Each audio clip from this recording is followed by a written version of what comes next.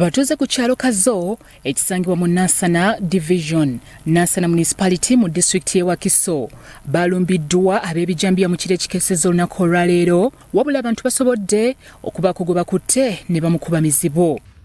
Amanya go gwa nweka Bennett yo akambe kakosi kako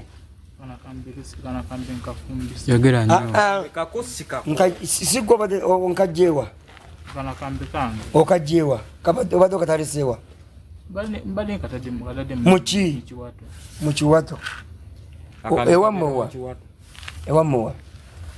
wako kusoga wava ku noje nokola muri muchi aja kola ku parking. Onasangiddwa n'ebikozesebwa mu kutulugunya abantu. Okusinziira ku batuuze bagamba babadde bangi nga kigambibwa nti bandibanga be beeyita aba Kasolo Boys abazze batulugunya abantu. Nziruka fuma bwe ngagire ndinda jana ngalo banaya abadde bantazo obwe bunakola kiranga kwenja kutema ekusanyisa bana nga bayingira mu kino ekikomera nentebereza bano maybe abazimba wano ate ono gwenyine gwe bakutte wano yenyine yali abakulembedde. Abatuuze bagamba nti abavubuka bangi tebakyayagala kukola nga balinze bya bwereere ekyongedde okubeewanisa emitima nga boolekera ennaku enkulu. Batutte TV paasi simu 3 mwabadde mbameka twabadde mbabiri nze ne muto wange Bulenzi yani amanyi Kasujjaloni mwasituse ne mugoba ku babbi ye twasituse ne tugoba ku babbi. Basinzidde wano ne balaga obukodyo bwe bakozesa okubatulugunya.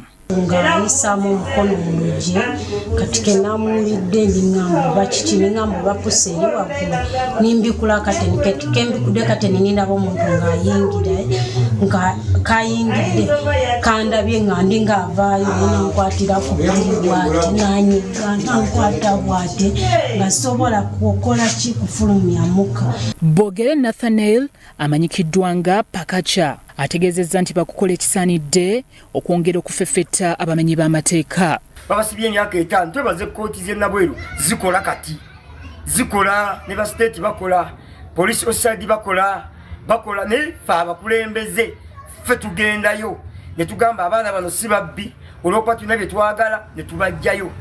Polisi teta muntu kasikogenze era polisi bayina ennaku zino omuze eyawabyo mala kujja n'okkiriza okuta omuki omuntu ate n'ekirala mulimu ababodaboda nga nabo si balungi. Kino olugudde mu matu g'abakulembeze okuva mu munisipaali y'e Nansana bakakasizza nga obubbi bwe bweyongedde wabula ne basaba poliisi okwongera amaanyi mu kulawuna ebitundu. Ebyokwerinda byeyongera okubeera nga bizibu nnyo. Waliwo awe katooga awe mwerero we bakkiririrawo bavuga kattiro k'abantu. Ku nsonga eno twogeddeko n'omubaka wa pulezidenti mu bitundu by'e Nansana Ruranga Charles n'ategeeza nga bwe batandise okubeera nga bongera obukuumi mu bitundu era n'asaba abantu okwongera okubatuukirira nga balina be beekengedde. Tutandise puroguramu y'amaanyi ne ba DPCs okulaba ne crime intelligence okulaba nti abantu bakuve mu Nansana municipality bayingira mu nnaku enkulu nga tewali kibatawanya. Issue ya Kasolo Boys bwe nali ematuka nga tulina city meeting ekyakolebwa buli omu akimanyi twakwata abaana ba Kasolo Boys abasinga bwe tukyawa enjana kati yakulira akabinja akanga ba Kasolo Boys. Bya Ora Gabriel, Salt TV, Omunyo.